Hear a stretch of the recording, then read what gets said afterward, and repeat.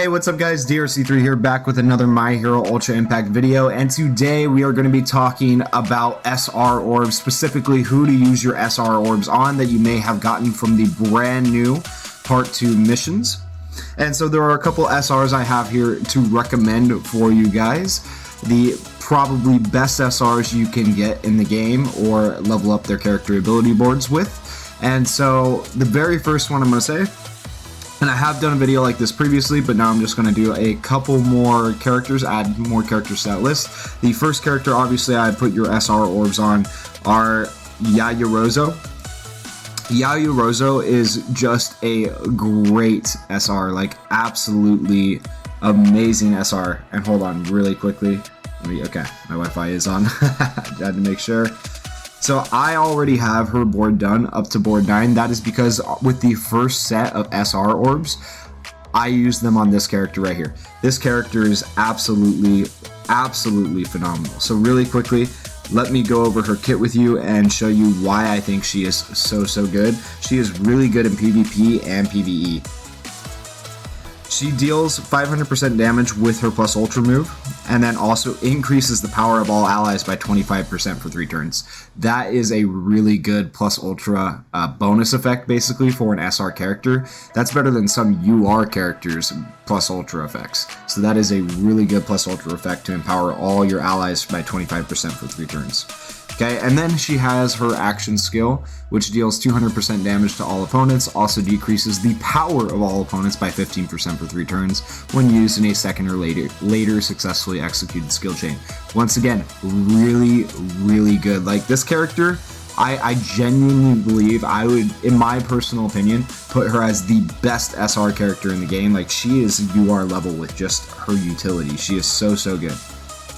And then her other action skill, Expect the Unexpected, gives characters the ability to cover allies for 2 turns, also increases characters' defense by 25% for 2 turns. So 1, she draws aggro for 2 turns, 2, she reduces the damage while she's drawing aggro, or basically damage kind of like the red Kirishima. So she is really good in PvP. If you don't have either of the Kirishimas, this would be your alternate to run. And then lastly, with her auto skills, her clear-headed auto skill increases the max HP of all ally int characters by 20%. That is really good. That's just like the blue Kirishimas, increasing max HP of blue units. So this does it for the green units. And then her other auto skill reduces damage to character by 30% when covering allies. So she's getting that reducing 30% when covering allies, and an additional reduced 25% when she uses that action skill. So she is reducing damage by roughly 55% while she is covering allies. This Yaoyorozu is absolutely phenomenal, so amazing, a really good SR. She would be my top pick for your SR Orbs if you just got your new SR Orbs and you are wondering which SR character to use them on. Okay, so now with that said, with my top pick out of the way, I'm going to tell you guys what my other picks would be, and I'm actually going to use my brand new SR Orbs here on the video on the character that I think is going to be most beneficial to me right now after Yaoyorozu. Okay, so to start with, it is definitely not the Midoriya, it's definitely not the Bakugo. The Bakugo, I'm not going to waste an SR Orb that could apply to any character on him because he comes from the USJ shop. And it's not the green Uraraka. However, the yellow Uraraka is really good. So she would be one of my picks. And then next on this list, I would say the Mineta is really good.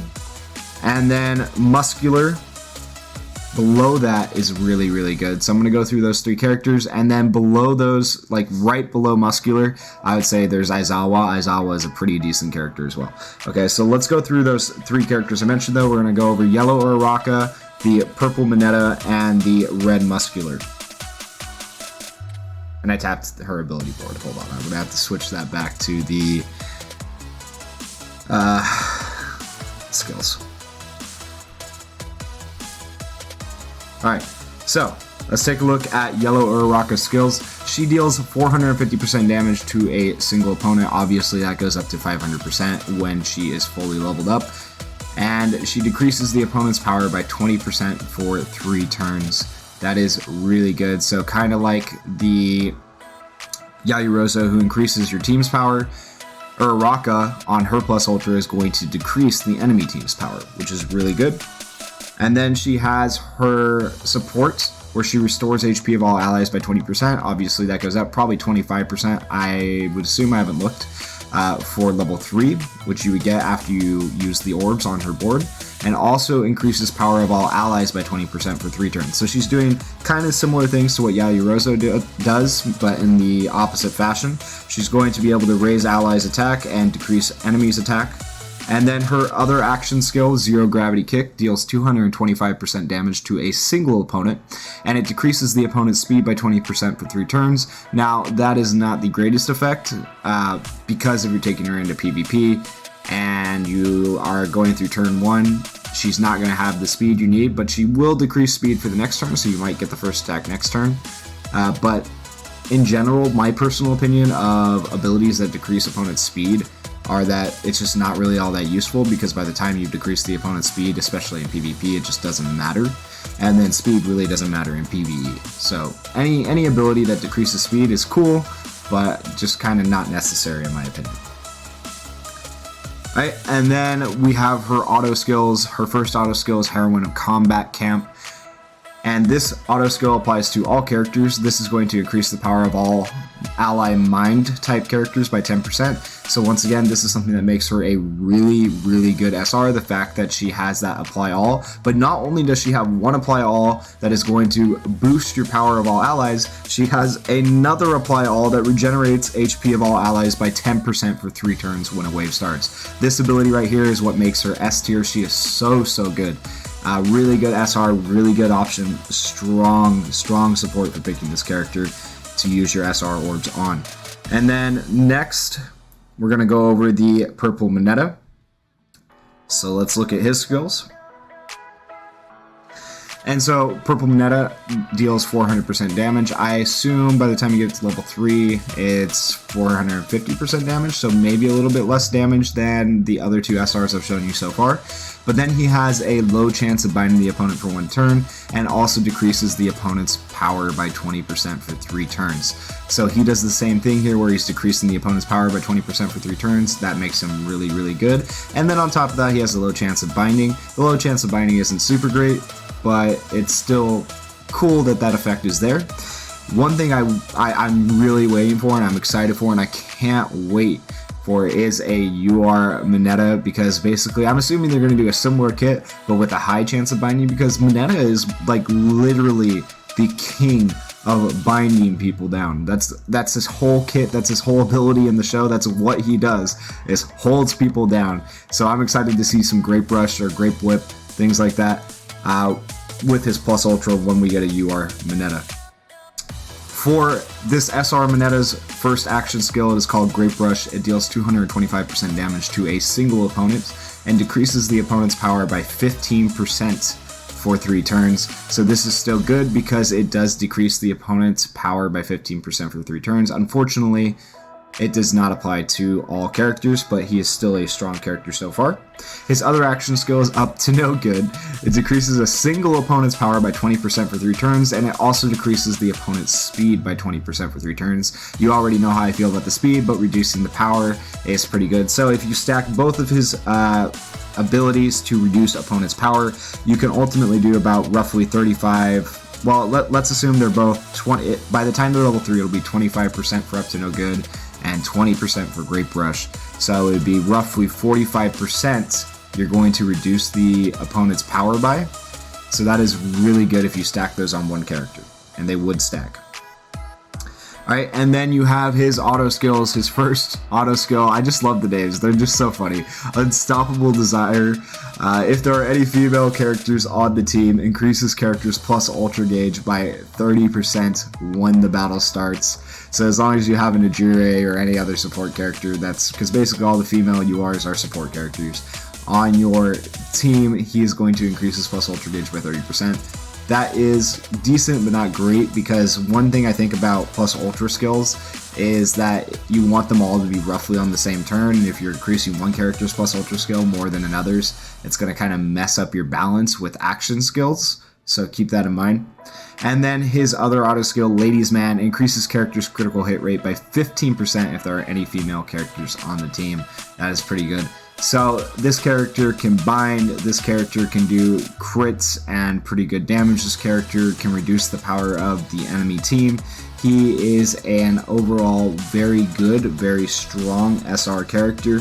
I put him slightly below Yaoyorozu and the yellow Uraraka in terms of like tier list, but he is still very, very good. He would be up there for my top picks of characters to use your SR orbs on. And then the last character I wanted to discuss with you guys is Muscular. We're going to tap in here. His actual name being no clue. I don't think they actually say what his name is. Okay, but his skills include Spill Your Blood for Me. That's his plus ultra. It deals 350% damage to a single opponent with a low chance of causing the opponent to bleed for 3 turns, and also increases the character's power by 30% for 3 turns. So that is really good, increasing his power by 30% for 3 turns. That is amazing. And then just on top of that, they throw in a low chance to bleed, so that's cool. By the time he's level 3, probably roughly 500-450% again for that plus ultra. His first action skill is I'll Crush You. It deals 200% damage to a single opponent. Also increases character's power by 25% for 3 turns. Once again, that's going to go up to probably 30-35% by the time this move is level 3.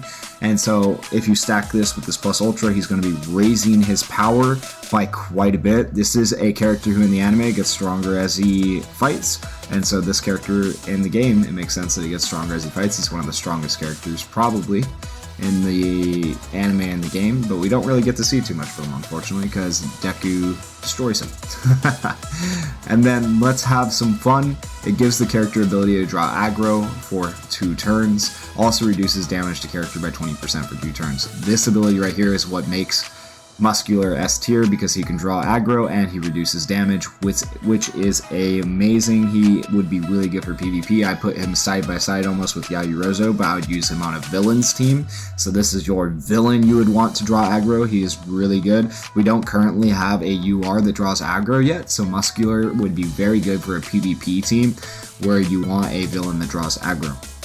Alright, and then we have his other 2 auto skills. Gives character a barrier that nullifies 2 hits when battle starts. Also increases character's critical hit rate by 5% for every critical attack they receive, up to 5 times.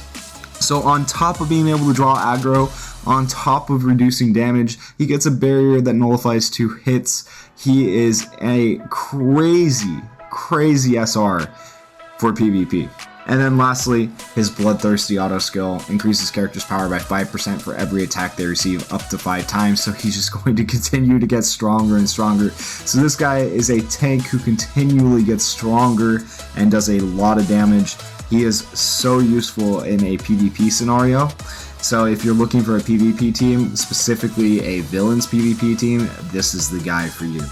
And so those are my top SR picks for the new SR orbs that you're getting from the missions, if you're wondering how to spend them. So how I'm going to spend mine right now, since I do already have the Yaoyorozu, who can fit on pretty much any hero team. I use her VE Tower, I use her in PvP. That would be the first pick.